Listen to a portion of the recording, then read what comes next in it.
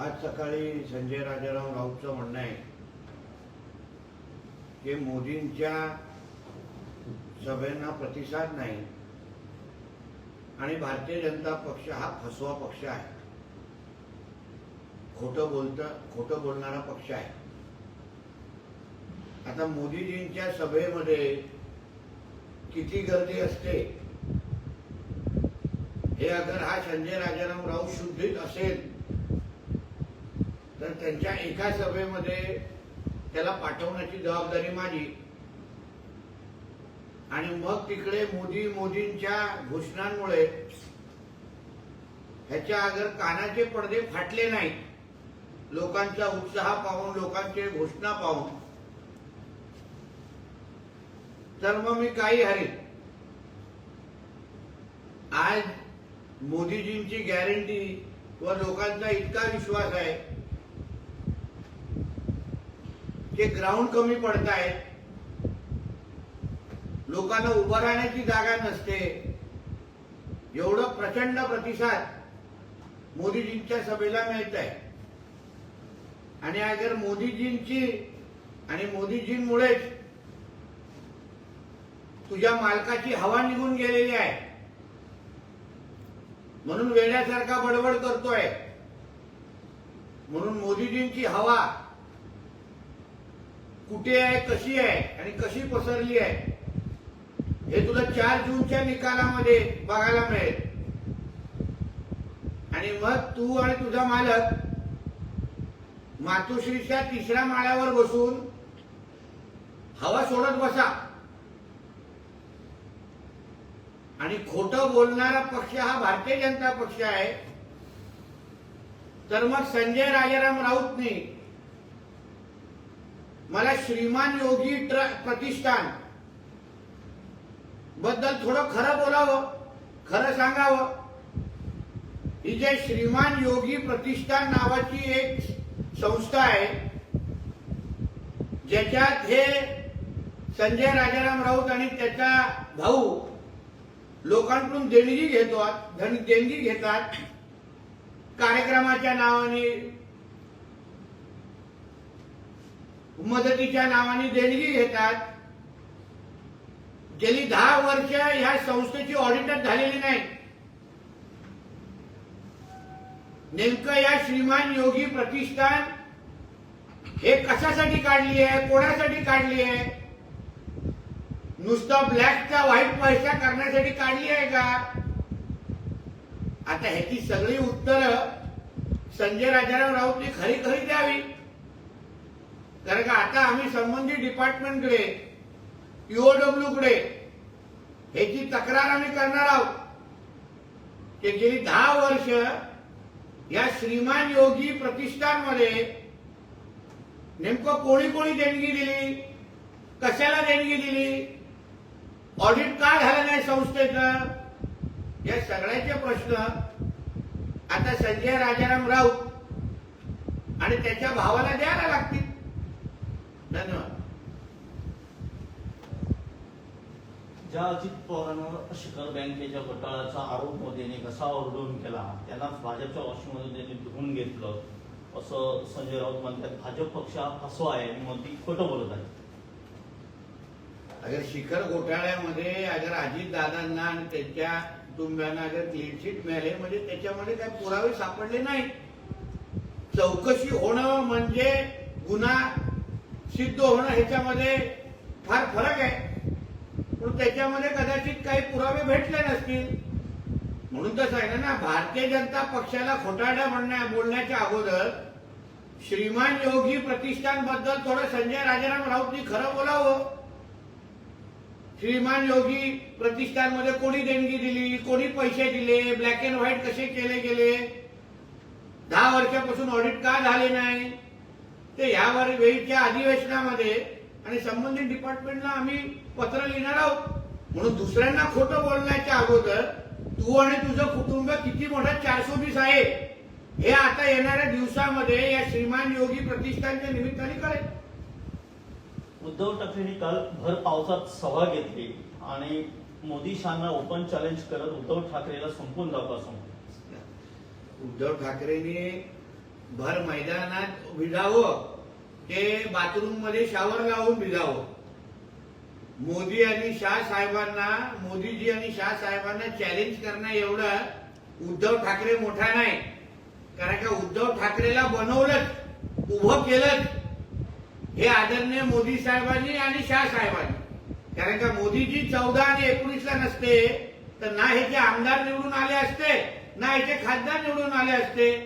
म्हणून मैदानात उगाच स्वतःला ओलं करण्यापेक्षा शावर मध्ये अगर उभं राहून अगर भाषण दिलं तर बायको तरी ऐकेल आणि बायको तरी घाबरेल. तर उद्धव ठाकरे असं म्हणतायत की शिवसेनेच्या 7-12 त्यांनी गद्दारांची नावं लिहिली, तसेच शेतकऱ्यांच्या 7-12 ही ते बदलतील, ही शेतकऱ्यांना भीती आहे. शिवसेनेच्या 7-12 हे हिंदू हृदय सम्राट बाळासाहेब ठाकरेंचंच नाव होतं आणि तेच नाव परत एकदा एकनाथ शिंदे साहेबांनी तिथे आणून दाखवलं. कारण का उद्धव ठाकरेंना शिवसेनेच्या 7-12 सोनिया गांधी आणि शरद पवार हे नाव चढवायचं होतं. त्यापासून देवेंद्र फडणवीस आणि एकनाथ शिंदेनी त्यांना अडवलं आणि शिवसेनेच्या 7-12 बाळासाहेबांचंच नाव टिकून दाखवलं. हा फरक आहे. आणि मी सत्तेमध्ये आल्यावर तुमची कर्जमाफी करीन, 7-12 कोरा करेन, ह्याच उद्धव ठाकरेंनी तेव्हा सांगितलेलं. स्वतः मुख्यमंत्री असताना शेतकऱ्यांना वाऱ्यावर सोडायचं, कुठलाही शब्द पाळायचा नाही, बांध्यावर जाऊन अशी मोठ्या मोठ्या घोषणा करायच्या आणि तेव्हा विरोधात आल्यानंतर शेतकऱ्यांमध्ये भीती पसरवायची. म्हणून महाराष्ट्रातल्या शेतकऱ्यांना एक कळलेलं आहे की हा चोर माणूस आहे, 420 आहे. म्हणून उद्धव ठाकरेंच्या शब्दावर पाटणकर सोडून अजून कोणालाही विश्वास नाही. नांदेडमधील चिखल तुम्ही धुवून काढा असा एक उपरोधी केला उद्धव ठाकरे आपल्या भाषणात. पहिलं तुझ्या अंगावर जे उडलेलं जे चिखल आहे ते तिथे ज्याच्यामुळे जे तू हिंदुत्वाला बदनाम केल्यामुळे तुझ्यावर जे चिखल ओढून घेतलेलं आहेस ना ते पहिलं साबणाने घास आणि ते पहिलं चिखल पुसलं जात आहे की बघ. आणि नांदेडमध्ये तुम्ही कितीही चिखल ओरडा तरीही चिखलीकरांच्या नेतृत्वाखाली आणि अशोक चव्हाणजींच्या मार्गदर्शनाखाली तिथे परत एकदा कमलच फुलणार हे तुम्हाला 4 जूनला कळेल. काल परवापर्यंत दहशतवादी, दादागिरी करणारे नारायण राणे असं समीकरण मांडणारे दीपक केसरकर यांना एका रात्रीत राणी विकासाचे महामेरू असल्याचं स्वप्न पडलं असं विनायक राऊत म्हणतात. कारण काय राणे साहेबांच्या बद्दल एक चुकीची प्रतिमा तयार करण्याचं काम किंवा सुपारी ह्याच विनायक राऊतांनी घेतलेली होती. आणि त्याचं सत्य परिस्थिती जेव्हा दीपक केसरकरजींना आता कळलेलं आहे म्हणूनच ते राणे साहेबांचं कौतुक करताय. म्हणून विनायक राऊतांना जे कधीच कळणार नाही ते दीपक केसरकरांना योग्य वेळी कळलं. याबद्दल दीपक केसरकरांचं कौतुकच आहे. श्रद्धा आणि सबुरीचं प्रतीक असणाऱ्या साईबाबांची भक्ती करणाऱ्या दीपक केसरकर यांच्यावर एवढी आपत्ती येईल असं वाटलं नव्हतं. त्यांच्या कुंडलीत राहू बसला असून एक यज्ञ घाला असं वक्तव्य विनायक राऊत यांनी केलं. काय आहे दीपक केसरकरजी आणि राणे साहेब एकत्र आल्यामुळे विनायक राऊतांची रात्रीची झोप उडालेली आहे आणि त्याच्यामुळे वायफळ बडबड करायला लागलेला आहे. त्याला हे कळलं नाही कोकणाचे विकास करण्यापासून आता कोणीही थांबू शकणार नाही.